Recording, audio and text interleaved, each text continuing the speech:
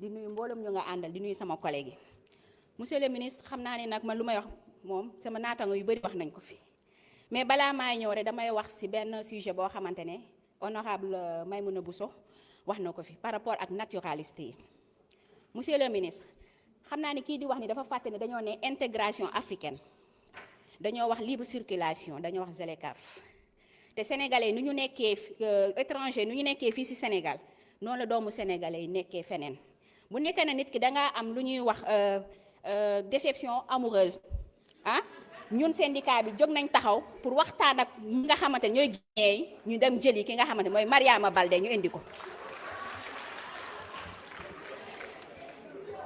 monsieur le ministre fii la ay député toogoon fii 14e législature ñu nekk fi benn minorité waaye minorité bu jàmbaare ay député taxaw fii nga xamante ne ñoom ñoo ko jiite groupe parlementaire bii toog fii nii te nekk fi minorité léegi ñu ne képp ku fi yëngatu kuy député bu fi yëngatu ak ku mu mënta doon takk leen ko ba mu dëgër ngeen sànni ko si géej jën yi lekk ko loolu jarut a fàtte moo ngi fi ñoom ñoo ko fi waxoon kon ñoom amuñu benn boo xamante ne conseil bu ñuy jox te ñun nag defuñu loolu monsieur le ministre moo lay interpeller par rapport ak 25 milliards d'armement dossier boobu noonu nañ ko éclairer parce que boobu nag amoon ñu si tegoon conc te bëgg nañ bu baax a baax mu leer su ma si jógee monsieur le ministre di la remercier si projet de loi bi ngeen dugal nii monsieur le président de l'Assemblée nationale madame la présidente monsieur le ministre de l'Intérieur chers collègues nous sommes appelés aujourd'hui à nous prononcer sur le projet de loi 03/2026 relatif aux activités de sécurité privée,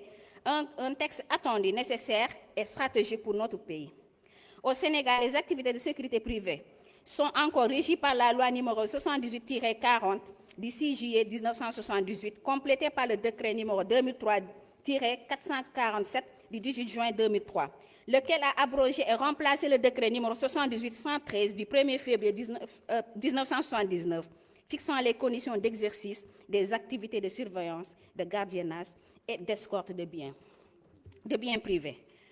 Mes chers collègues, ce dispositif adopté il y a près d'un demi-siècle ne correspond plus aux réalités contemporaines. Le secteur de la sécurité privée s'est considérablement développé. Il emploie aujourd'hui des milliers de jeunes sénégalais, intervient dans des secteurs sensibles, banques, infrastructures stratégiques, entreprises, événements publics et participe de facto à l'architecture globale de notre sécurité nationale.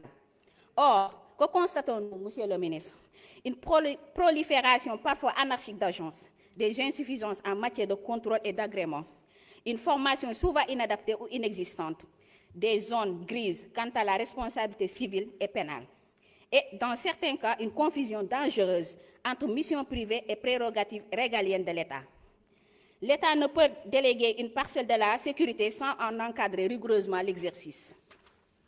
Ce projet de loi vient donc combler les lacunes du dispositif issu de la loi numéro 78-40 du 6 juillet 1978, laquelle interdisait l'exercice de certaines activités de police privée et soumettait à l'autorisation préalable les activités de surveillance, de gardiennage et d'escorte de biens privés. Il s'inscrit dans une dynamique de restructuration qualitative et de modernisation de la gouvernance du secteur. Je voudrais insister sur 3 enjeux majeurs, monsieur le ministre. Premièrement, l'enjeu sécuritaire. La sécurité privée doit être complémentaire des forces publiques et non concurrente. Il est impératif de définir clairement les limites d'intervention, d'interdire toute usurpation de fonctions régaliennes et de renforcer le contrôle administratif et opérationnel des sociétés agréées. Deuxièmement, monsieur le ministre, l'enjeu professionnel et social.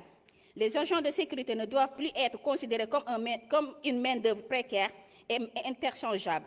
Ce texte doit consacrer des exigences de formation certifiée, un encadrement strict du recrutement, des obligations en matière de moralité et de casier judiciaire, et une meilleure protection sociale pour ces travailleurs exposés. La professionnalisation du secteur est une question de dignité et d'efficacité. Troisièmement, monsieur le ministre, l'enjeu économique et stratégique. Le secteur de la sécurité privée représente un marché important. Il attire des capitaux. Merci beaucoup, honorable. Honorable